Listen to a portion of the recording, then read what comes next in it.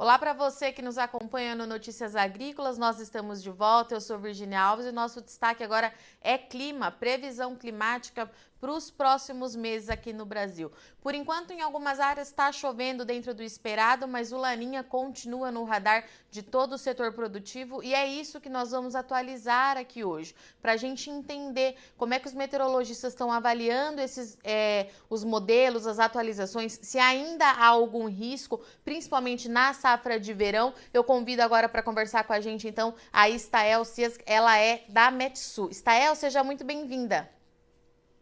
Obrigada, Virgínia. É uma alegria sempre falar com o público do Notícias Agrícolas, trazendo aí todos os detalhes, tudo que a gente tem à disposição, pelo menos por agora, aí, em relação ao que está por vir nos próximos meses.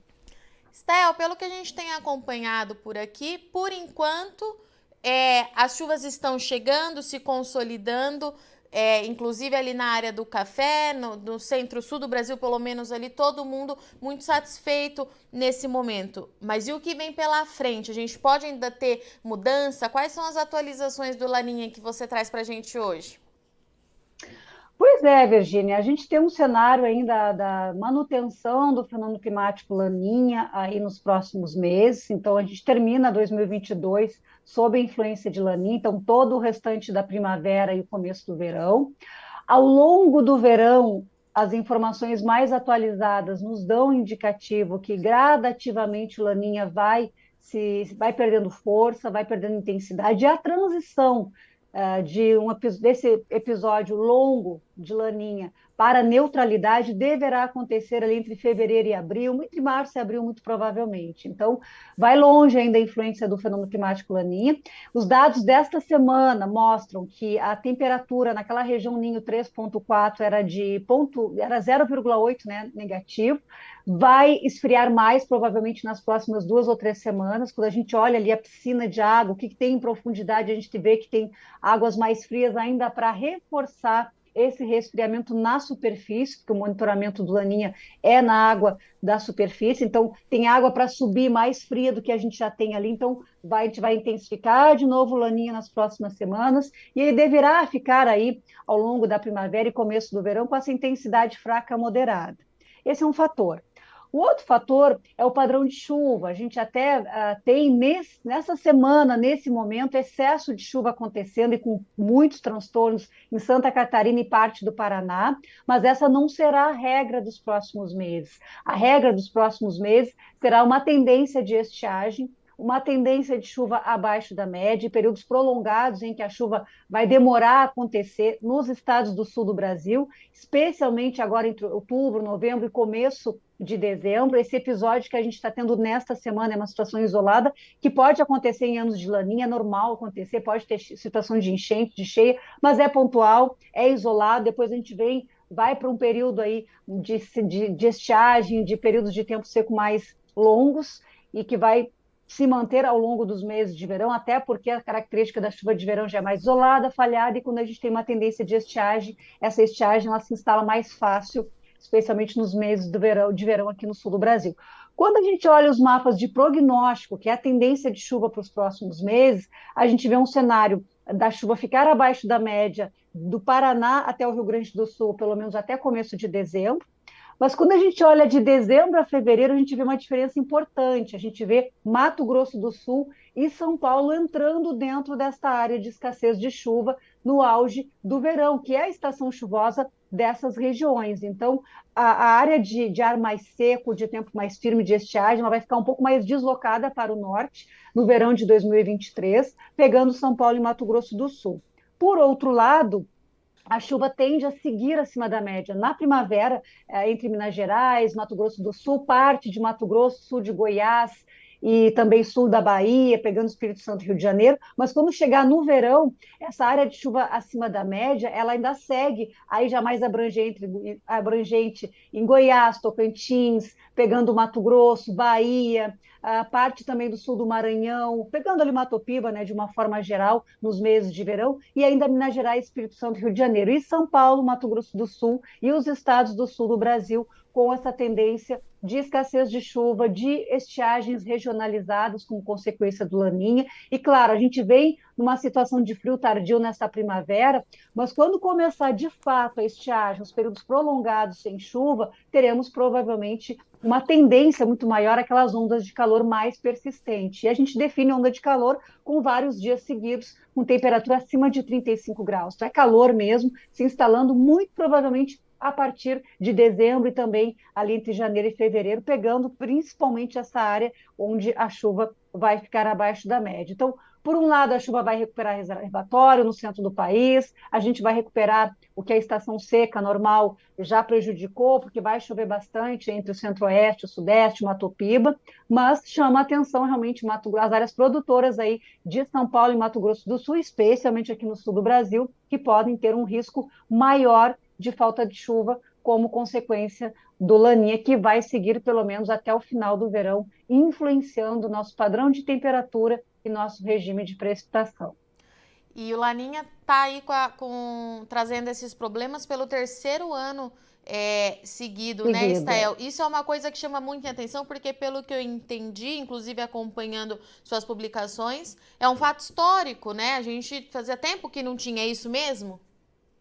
É isso mesmo, é um fato histórico desde que se iniciou o monitoramento dos oceanos e de Laninha lá em 1950. Só em 3 momentos aconteceu um Laninha de 3 anos seguidos. Então, realmente não é um fato corriqueiro, não é comum. E, claro, desanima um pouco o produtor, especialmente aqui do sul do Brasil, que sabe que de novo vai enfrentar os desafios de um novo Laninha nos meses de verão, que é a principal safra em muitas áreas, em muitas lavouras, em muitas fazendas, e ter que encarar mais um verão de pouca chuva, e a gente ainda não tem uma estrutura, infelizmente, preparada para a estiagem, para a seca, e isso acaba realmente trazendo grandes prejuízos, e no fim das contas, muitas vezes não há muito o que se fazer, há uma grande esperança que se coloca na semente semeada ali no campo, esperando que venha, porque em anos de laninha, o mês de janeiro, muitas vezes, nos traz uma surpresa boa de chuva, especialmente entre Rio Grande do Sul e Santa Catarina, e ajuda a salvar parte da lavoura, especialmente das plantações de soja, mas fica sempre aquela grande insegurança do produtor que faz todo o investimento na semente, no trabalho, e para depois ter que contar um pouco com a sorte, já que a estrutura ainda não consegue driblar a estiagem. Então, realmente vai ser mais um ano desafiador para o produtor rural. A gente torce para que o próximo verão tenha El Ninho, existe uma curva de ascendência, uma curva, quando a gente olha os gráficos, né, de previsão para os próximos 12 meses, entre Laninha, neutralidade e El Ninho, a gente percebe que a possibilidade, a probabilidade de a gente ir para um El Ninho no final de 2023, ela está crescendo. Então, a gente fica com essa expectativa que a gente possa aqui trazer essa boa notícia para o verão que vem, mas esse verão tem tudo para repetir uma condição de estiagem e ainda sob influência do Laninha. Estael, é interessante que você falou dessa estrutura, né, que nós ainda não temos, mas em 3 anos não deu tempo nem de pensar em alternativas, né, porque Exato. a gente fica com aquela condição da seca que ela só aumenta, na verdade, né? Essas chuvas que vêm acontecendo, essas pancadas de chuvas, elas aliviam, é claro, para algumas culturas, mas não resolvem o problema, né, Estael? Exatamente, né? São 3 anos, e a gente for pensar a chuva de inverno, que geralmente é a chuva que recupera, ela não veio em grande quantidade, muitas áreas tiveram um inverno mais seco do que o normal. A primavera, apesar de a gente ter nessa semana esse episódio de chuva extrema ali em Santa Catarina e Paraná, depois vai tender a ser seca também. Então, realmente, são 3 anos de grandes dificuldades, a gente tem que levar em consideração ainda uma pandemia, o encarecimento dos insumos, todo um contexto que realmente que não facilita o setor agrícola nessas próximas semanas. Então, realmente vai ser mais um período difícil, desafiador, mas que lá na frente a gente acredita que com uma possibilidade que vai estar crescendo de uma linha, a gente consiga recuperar esses 3 anos que foram de muitos desafios para o agricultor. Então, realmente é um cenário um pouco preocupante, porque a gente sabe que É claro, a gente está falando aqui para o agricultor, para o produtor rural, mas é uma situação que vai impactar todos, né? De uma forma geral, na economia, na nossa economia doméstica, nos alimentos que acabam ficando mais caros pela escassez ou pelos todos os desafios que são gerados pela estiagem, pela seca e por todo o contexto global também que a gente tem nesse ano. Então, realmente, Virgínia vai ser mais um período desafiador e a gente espera que ali na frente, que não demore muito a melhorar esse quadro, quando o Laninha chegar ao fim, chegar a um período de neutralidade, que pelo menos o inverno já seja mais chuvoso e que ajude a recuperar todo esse período de estiagem. Estel, a gente sabe, é claro, que precisa continuar chovendo no decorrer aí dos próximos meses, mas umidade para plantio, para dar início à safra, será que o produtor vai ter, o produtor aí do sul principalmente? Essa é uma boa pergunta. Eu acredito que no Paraná, sim. No Paraná, eu vejo uma situação um pouco mais otimista aí para as próximas semanas e mais para o final ali de outubro, começo de novembro. Agora, Rio Grande do Sul, realmente, ele não vai ter uma dificuldade que muitas vezes existe na primavera de não conseguir entrar na lavoura pelo excesso de umidade e chuva, mas as áreas que até lá, até o momento ali da decisão, né, de qual semente, qual vai ser a fase da soja que vai ser semeada, em que momento, talvez tenha dificuldade da falta de umidade, que nos outros anos, que ano passado a chuva já cortou ali em outubro, em algumas áreas foi um desafio, e que pode vir a acontecer de novo agora nessas próximas semanas, especialmente Rio Grande do Sul e Santa Catarina, que a área não é tão grande como a do Rio Grande do Sul, e o Paraná numa situação um pouco mais confortável, provavelmente nas áreas produtoras ali para o final da primavera. Mato Grosso do Sul e São Paulo, Estel, chama a sua atenção esses estados de novo aí podendo ser impactados pelo Laninha? Chama atenção, porque muitas vezes a gente tem as frentes frias estacionárias chegando já ali final de novembro, dezembro, se instalando mais pelo sul e depois levando chuva um pouco mais para o norte. Então, preocupa esse cenário que a gente não vê uma probabilidade da chuva se instalar de forma mais uniforme, pegando todo o sudeste e centro-oeste, e ficando muito mais propícia para a parte norte das duas regiões e acaba que traz aí essa tendência de estiagem também para São Paulo e Mato Grosso do Sul. Mais um ano também desse desafio presente na região. A gente teve até algumas nas últimas semanas, principalmente Mato Grosso do Sul, também teve agosto com chuva acima da média, parte de São Paulo também, entre julho e agosto, teve algumas áreas com chuva abaixo da média, claro que a média é baixa também, é pequena a tendência de chuva nesse período, mas choveu, mas infelizmente isso não vai seguir assim, a gente vai ter agora provavelmente ainda final de outubro com mais chuva na região, principalmente Mato Grosso do Sul, depois novembro, mas a partir de dezembro com uma tendência de secar e a gente vai ter chuva, não quer dizer que vai parar totalmente, mas realmente com tendência de ficar abaixo da média. Então chama atenção isso também. E quando a gente fala lá para o Matopiba, a gente sabe que no ano passado a gente teve bastante problema ali, principalmente no Vale do São Francisco, por conta do excesso de chuva, Pois né, é. Estael? Isso pode se repetir, porque por lá o produtor também ainda está tentando se recuperar, porque a produção quebrou bastante nesse ano. Essa é uma possibilidade, sim, porque quando a gente olha os prognósticos aí dos próximos 6 meses, pelo menos em 4 meses a tendência é de chuva acima da média. Então, são muitos meses seguidos com chuva acima da média. A média já fica mais alta, porque é o período mais chuvoso mesmo, então já não é, o normal já não é pouca chuva, e quando a gente tem uma tendência de chuva acima da média, isso pode representar risco de excesso mais uma vez. E aquelas invernadas longas, né, que o sol não aparece, que não tem aquela luminosidade muitas vezes importante também. Então, vai ser um período de bastante chuva também. Os reservatórios são recuperados, vão ter abundância de água, mas na lavoura isso pode vir a ser um problema, certamente. Ou seja, temos muita coisa para acompanhar nas próximas semanas, né, Estael?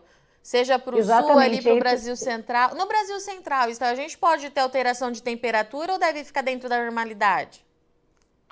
Olha, de uma forma geral, quando a gente imagina um cenário de chuva acima da média, pegando ali Mato Grosso, Goiás, Minas Gerais, parte do Espírito Santo, sul, centro-sul de Tocantins, com esses períodos mais chuvosos, principalmente as tardes, acabam não tendo a possibilidade de uma elevação da temperatura. Então, a gente pode ter uma temperatura até abaixo da média, mas muito em consequência dos longos períodos chuvosos, de nebulosidade, que Uhum. impedem as aberturas de sol para que tenha aquela temperatura passando dos 30 graus. Então, dentro de um cenário de expectativa de mais chuva do que o normal, acaba que a gente pode ter sim, um impacto na temperatura da tarde, na temperatura máxima.